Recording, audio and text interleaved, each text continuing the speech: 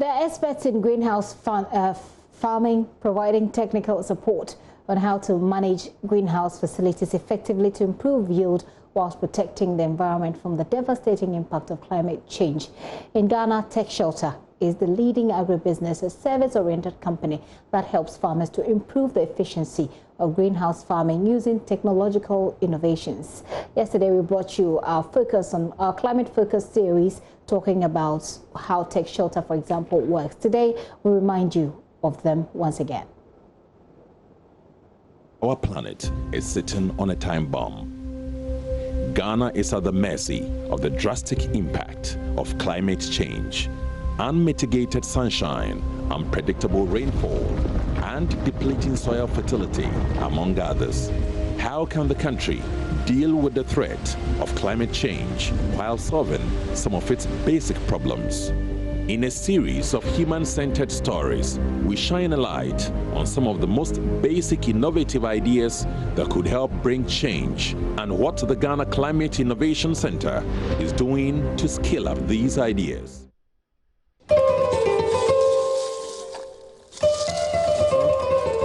For many years, Ghanaian farmers have cleared very large hectares of land to grow food and cash crops to feed themselves and the entire nation. They use old farming methods that produce very low yields while relying on the unpredictable rainfall patterns, fertilizers and pesticides.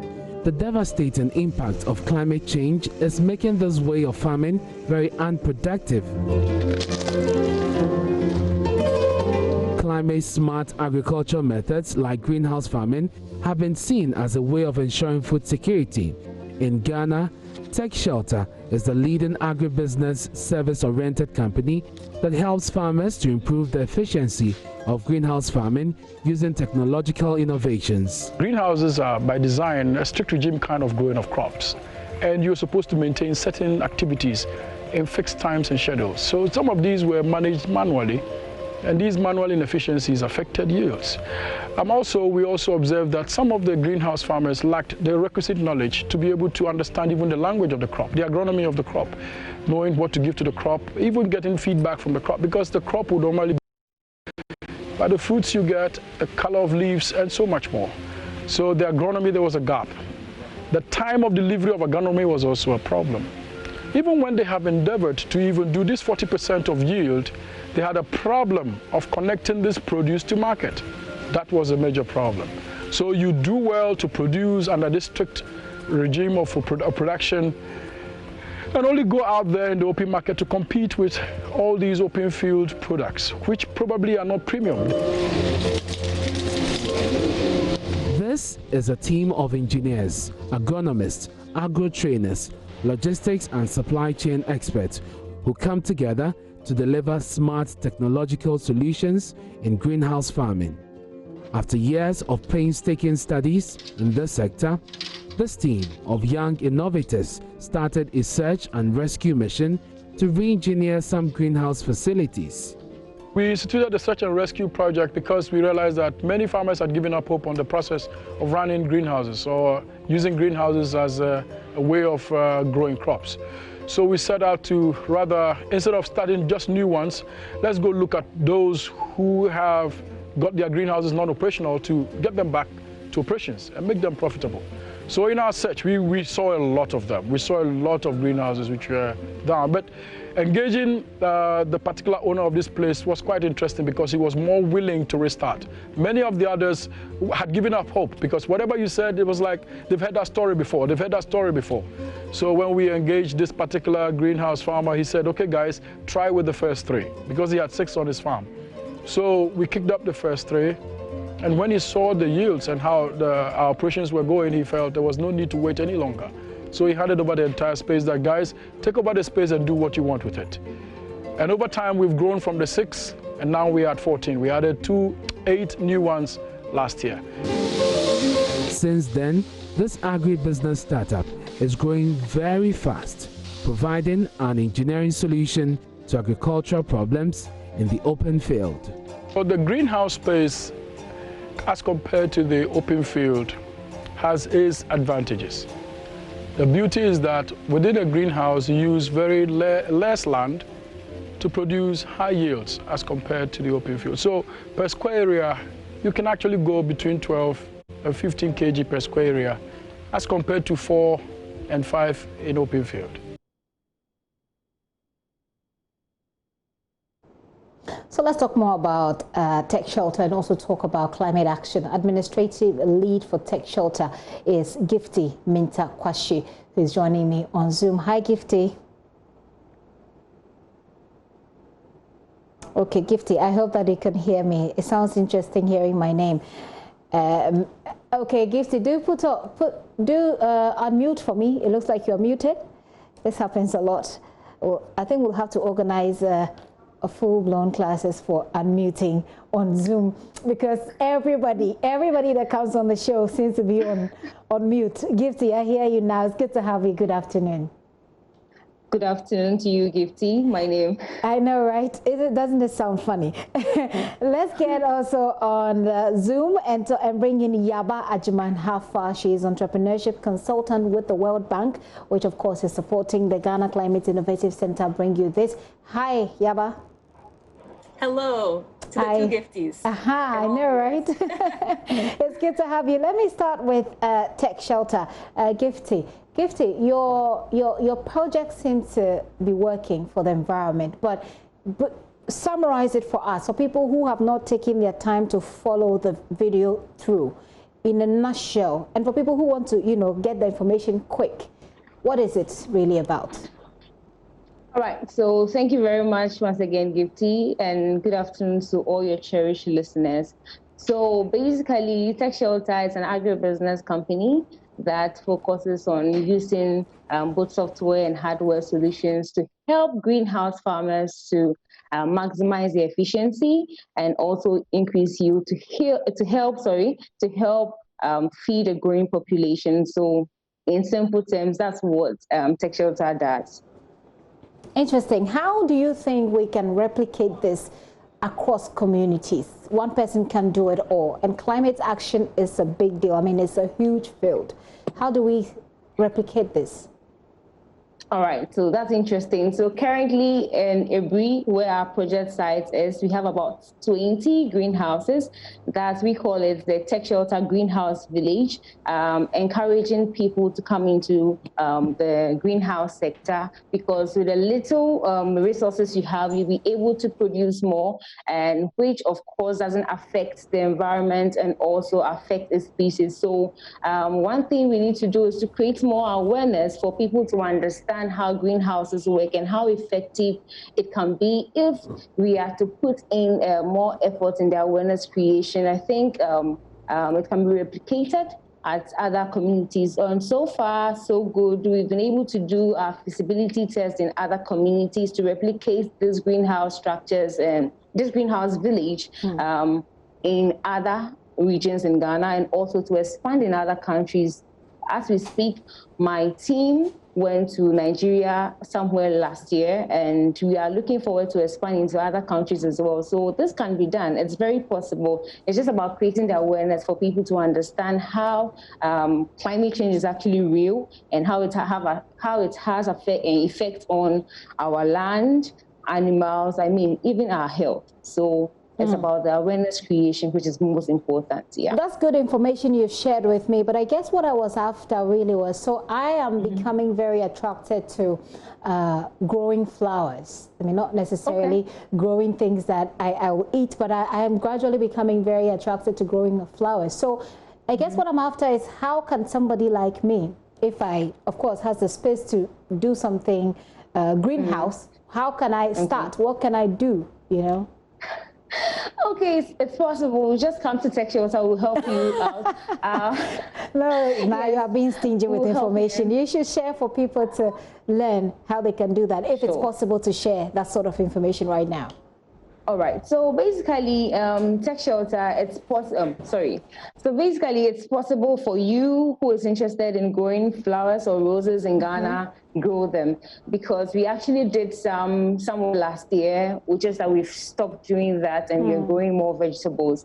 All you need to do is to get the structure. You don't need a lot of land. You just need your backyard and acquire just one structure and start with the little you have. I mean, it's possible. We have the agronomists to help you who have the know-how to make sure that all your roses you want to grow to be done in Ghana here, because there's market. If you have your own market, why not? You can grow it. And also, a greenhouse, in its sense, is a microenvironment where crops are grown under regulated climatic conditions. So you can't say, I'm in Ghana and I can't grow roses. I'm in Ghana and I can't grow strawberries. Okay. The greenhouse environment helps you to grow all kinds of crop in the greenhouse. So that's one benefit greenhouses give you. So if anybody is watching me and needs or wants any help or advice in terms of greenhouses, just contact TechShelta and we'll be available to help you and sort you out. You know, you've got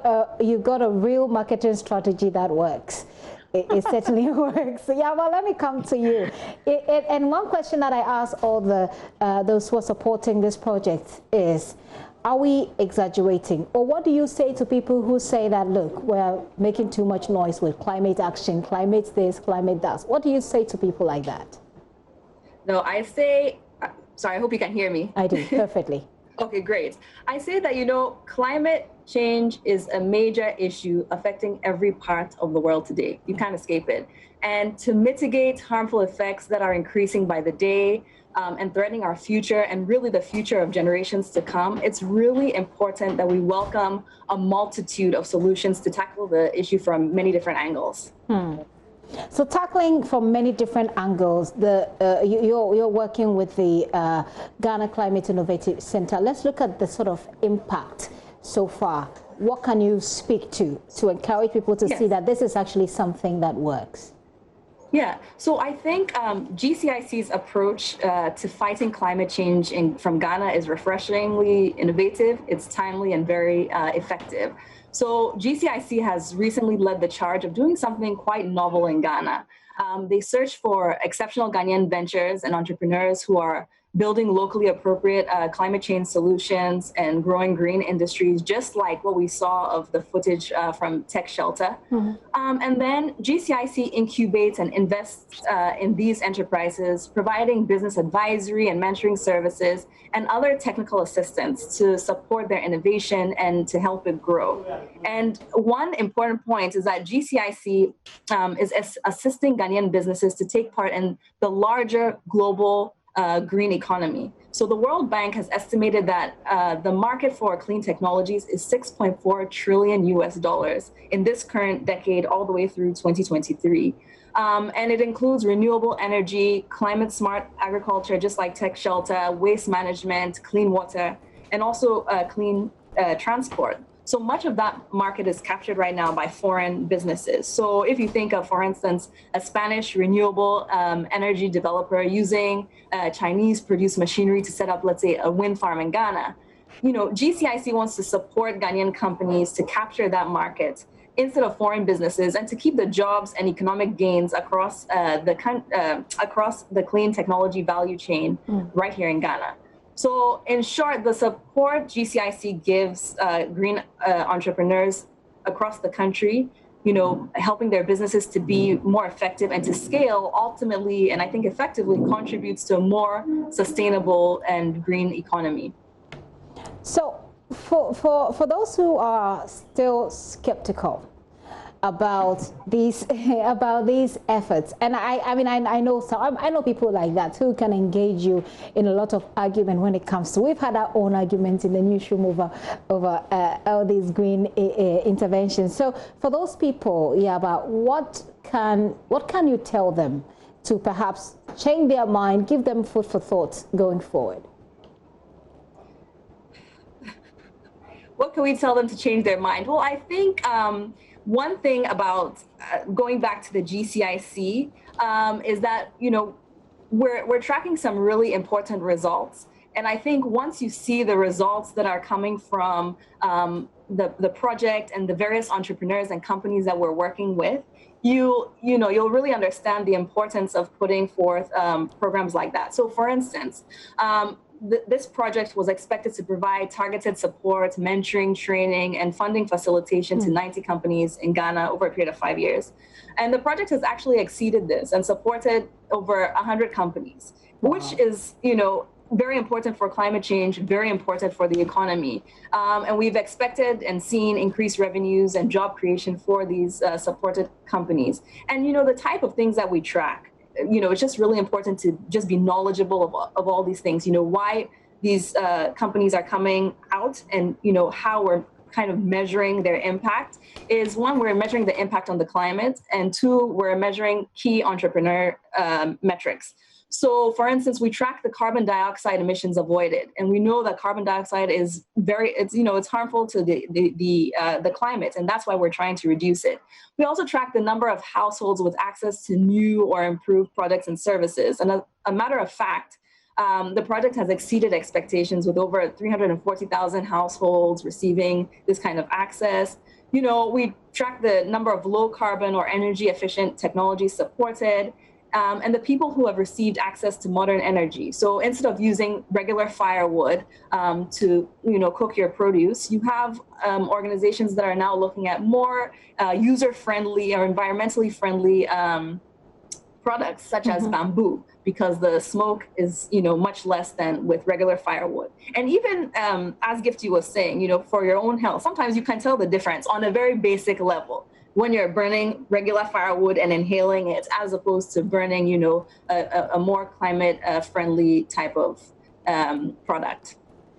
I think I should be very honest and say that this is the interview that I've enjoyed the most, the GCIC interview that I've enjoyed the most. I don't know if it's because I'm talking to women who are leading this spot, or if I'm talking to someone called Gifty, but I really enjoyed this conversation. Gifty, I'd like to take your final words as we wrap up on this, and I'll still come for more you know, tips on how I can create my flower garden in a greenhouse. Gifty, your final words. Why not?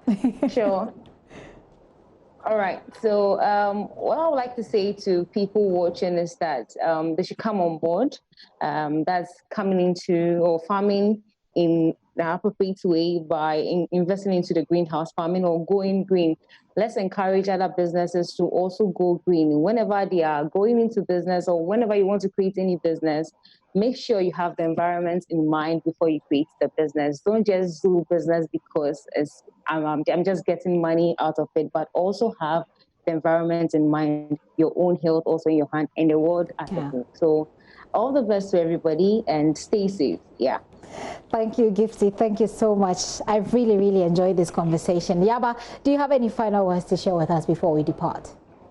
Yeah, I just like to say that, you know, in terms of getting people, you know, thinking about just how we can be more environmentally friendly, especially with regards to businesses, you know, I think there's three things that we can focus on. One is to create, you know, the country should be responsible for creating and promoting an awareness drive specifically directed at businesses to encourage environmentally friendly practices within, you know, their various operations. And really, climate and environment should be looked at as a business opportunity and not necessarily as a burden that businesses need to meet. And I think, secondly, national policies can be put in place to ensure that businesses are environmentally conscious and responsible. So, for instance, there could be green sensitization requirements that come with official company registrations to ensure that businesses are at least aware of policies or best practices, you know, before they commence operations, you know, as well as tax breaks and incentives for companies to adhere to. And then lastly, you know, the education of our young ones is very important. Schools, households, churches, mosques, all have the responsibility of ensuring that Ghana's children, who will undoubtedly grow up to be our leaders and business people, know what it means to take care of our environment and to have the opportunity to be green innovators themselves. So visiting organizations like TechShelta, listening to people like Gifty, the two Gifties, you know, it's really important. And I feel that if we play our cards right, they can all be champions and enforcers of a green, sustainable Ghana and of our world. So I think most importantly, we need to keep educating ourselves. And I salute you and your team at Climate Focus for using your platform to do just that, because knowledge is power. And we salute all of you, especially you consulting for the World Bank, for also supporting in this. I've been talking to Gifty Mintakwashe. She's administrative lead for TechShelta. And then Yaba Ajman Hafa, who's an entrepreneurship consultant with the World Bank. Great interview it's been. look at it as a business opportunity. I'm looking at it as a way of, swimming in a bed of roses when my idea becomes real. Thank you, ladies, for joining us in this conversation.